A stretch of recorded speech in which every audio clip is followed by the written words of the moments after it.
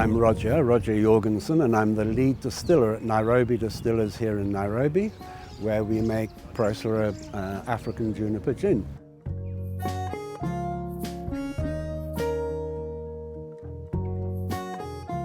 What makes Procera good is that we have the absolute privilege and luxury of being able to use a completely different juniper species to the rest of the world. Elsewhere in the world, they are obliged to make gin with European juniper or common juniper. But here in East Africa, we have our own indigenous juniper species, which is really exciting.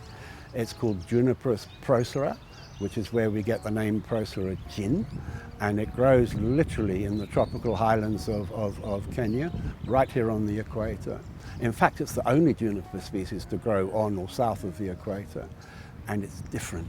One of the things about using a different juniper species is, yes, it does have a different flavor profile, but so it is different, but not necessarily better than common juniper, but different, and that interests gin experts all over the world. But the real thing that makes a difference is the fact that these juniper trees grow literally on our doorstep up the road here.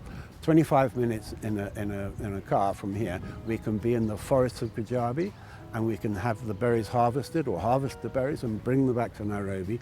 And the point is that doing that, we can distill those berries fresh, not dried. The rest of the world has to make gin with dried juniper. We don't, we make it with fresh juniper.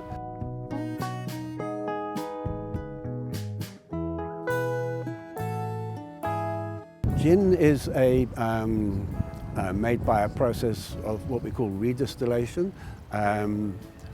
We have to take neutral alcohol, and in our case we use cane spirit or ethanol from the west of the country, and that is like pure spirits. It's like 96% pure spirits.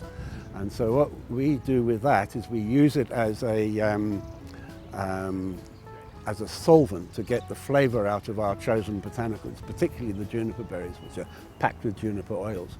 So into a Procera gin recipe goes not only the famous juniper berries, but also coriander and various citrus like pixie oranges and Swahili limes and other spices and herbs from around the African continent. And these we grind up in the right proportion, and we soak them in this strong alcohol overnight. And that is enough for the alcohol to pull all the beautiful botanical oils out of the plants. And then we put that into the distilling machine. The distilling machine vaporizes the alcohol, and that also vaporizes the essential oils, which all those lovely flavors from the herbs and spices that we use. And that separates as a vapor, and it goes through the process, and it's condensed with cold water back into a liquid, and that is gin.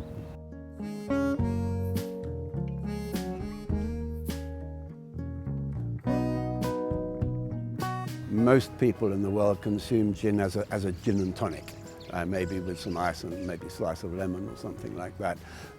But we wanted to make a gin that would be a world-class standout gin in specialty cocktails, like a martini, made famous by the James Bond movies,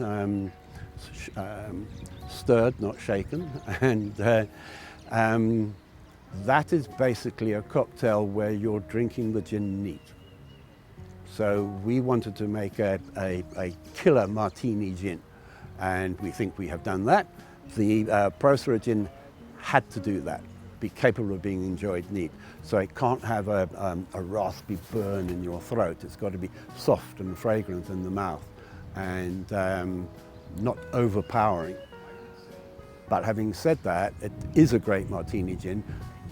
9 out of 10 people still make a gin and tonic with it, but I find tonic water too sweet, I find it too fizzy, too much ice dilutes the drink too much, so I like to keep my drink short, somewhere between a martini and a gin and tonic, but kidogo tonic.